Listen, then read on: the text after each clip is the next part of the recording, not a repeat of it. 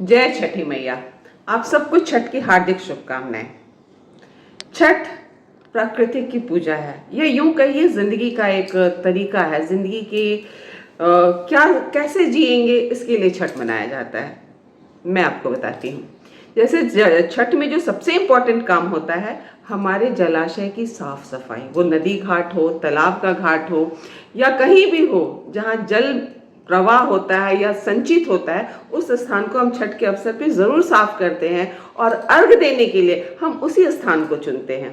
आमतौर पे बरसात या चतुर्मास के बाद जब छठ आता है, चतुर्मास के लास्ट में जब छठ आता है, तो बरसात बीत चुका होता है। कई मूर्ति पूजा हम कर चुके होते हैं, गणेश पूजा, दुर्गा पूजा, ऐसे कई पूजा कर चुके होते हैं जिनका विसर्जन हम जलाशय में करते हैं। और जलाशय और उसके आसपास काफी कचरा रहता है छठ के पहले। उसको हम छठ के अवसर पे साफ करके छठ का घाट तैयार करते हैं। हम छठ में करते हैं। छठ में हम आत्मशुद्धि, अपने स्वास्थ्य को भी ठीक करते हैं, मेंटेन करते हैं। साल में 4 दिन ऐसा आता है जब हम 4 दिन लहसुन प्याज का त्याग करते हैं, बहुत शुद्ध खाना खाते हैं, कुछ उपवास और व्रत भी करते हैं, ताकि हमारे अंदर की पेट में और आंत में, आमाशय में जो भी कचड़े हैं, जो भी गंदगी है, वो साफ हो चुके। इसकी शुरुआत छठ के पहले दिन से होती है, कद्दू भात खाकर। कद्दू जैसे स्वास्थ्यवर्धक सब्जी को हम चुनते हैं छठ पे खाने के लिए, और उसको बिना लहसुन प्याज के बनाते हैं। उसके अगले दिन हम खीर रोटी खाते हैं, जो बेहद सादा और स्वास्थ्यवर्धक और ताकतवर खाना है। उसके बाद एक दिन व्रत किया जाता है, या यूं कहिए लगातार एक बार भोजन के बाद हम 36 या 48 घंटे का व्रत कर लेते हैं, जिससे हमारा इंटरनली हम क्लीन हो जाते हैं।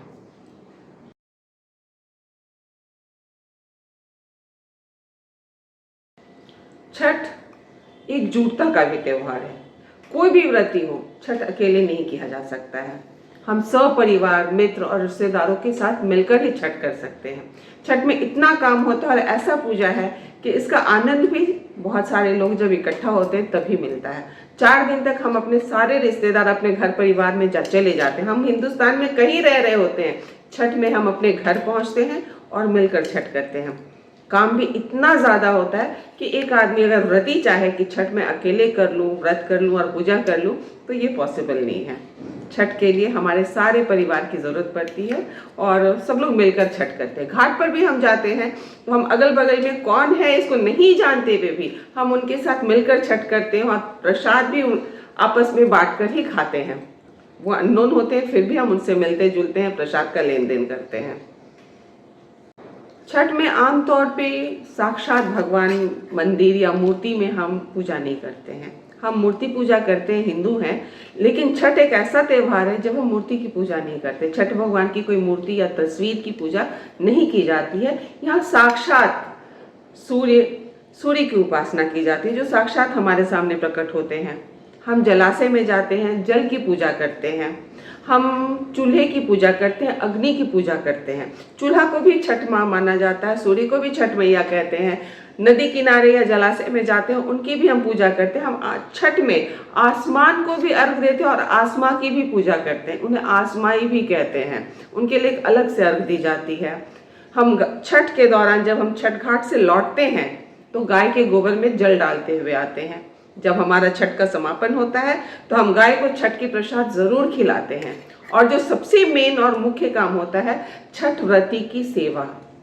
छठ में जो व्रत करती हैं, जो महिला या पुरुष छठ के उपासक होते हैं, छठ देवता का पूजा करते हैं, उनकी सेवा को बहुत ज़्यादा महिमा कही गई है, बहुत ज़्यादा मान्यता दी गई है। उनके पैर में तेल लगाना हो, उनकी सहायता करना हो, पूजा पाठ में, जैसे भी आप उनकी मदद करते हैं, इसको छठ का एक अहम भाग माना गया है।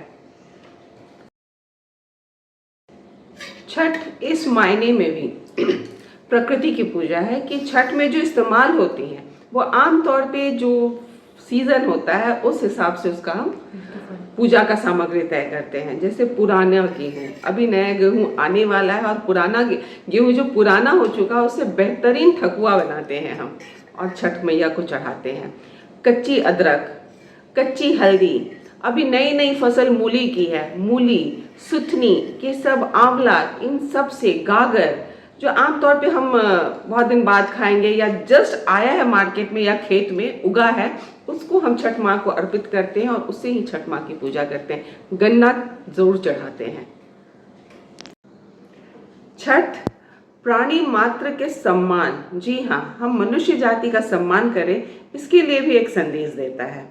जो छठ व्रत करती हैं या करते हैं उनका हम बहुत सेवा करते हैं, ख्याल रखते हैं। प्रसाद बनाने में, छठ की तैयारी करने में हम उनकी मदद करते हैं, उनका ख्याल रखते हैं, उनको घाट तक लाना पहुंचाना या उनको शरीर में कोई देखभाल करना वो करते हैं। जब वो हर पूजे के बाद, छठ की पूजा 2-3 राउंड होती है, उसमें हम हर पूजे के बाद उनके कपड़े को हम धोते हैं और इस कपड़े के इतना महत्व होता है कि कपड़े धोने के बाद बच्चे बूढ़े उससे मुंह पोंछ लेते हैं, अपने बॉडी को साफ कर लेते हैं, पोंछ लेते हैं। कहा जाता है इससे स्किन डिजीज नहीं होगा, आप चर्म रोग से बच सकते हैं। छठ व्रती के लिए हम पारण बनाते हैं। पारण और प्रसाद पूरे मित्रगण, रिश्तेदार और आस पड़ोस मिल बांट कर खाते हैं साथ में। जी हाँ, बहुत से पड़ोसी भी अपने छठ व्रती के लिए पारण लेकर आते हैं, पारण की तैयारी करते हैं और प्रसाद भी सब लोग मिलकर खाते हैं। हम एक दूसरे के घर प्रसाद पहुंचाते भी हैं जो छठ घाट तक या घर तक नहीं पहुंच पाते हैं। छठ आमतौर पर घर परिवार, सुख समृद्धि, संतान के लिए की जाती है, लेकिन कई बार छठ कुंवारे लोग भी करते हैं। कुंवारे लोगों के लिए भी छठ का विशेष प्रावधान है। अगर वो करते हैं तो आमतौर पे जो कुंवारे छठ करते हैं वो अर्घ नहीं देते हैं, वो ठाड़ी देते हैं। जल में बहुत देर तक हाथ जोड़कर सूर्य की तरफ मुंह करके खड़े रहते हैं, उनका प्रणाम करते हैं और ध्यान देते हैं, या कई बार वो हाथ में नारियल लेकर भी ऐसा करते हैं। और कुंवारों के लिए अलग व्यवस्था है, वो भी छठ करते हैं और कर सकते हैं। पौराणिक समय में छठ सीता और द्रौपदी ने भी किया था अपने बच्चों के लिए। छठ में प्रसाद बांटने का बहुत महत्व है। कहते हैं छठ में आप जितना ज्यादा प्रसाद बांटेंगे, छठ का पुण्य उतना ज्यादा मिलता है।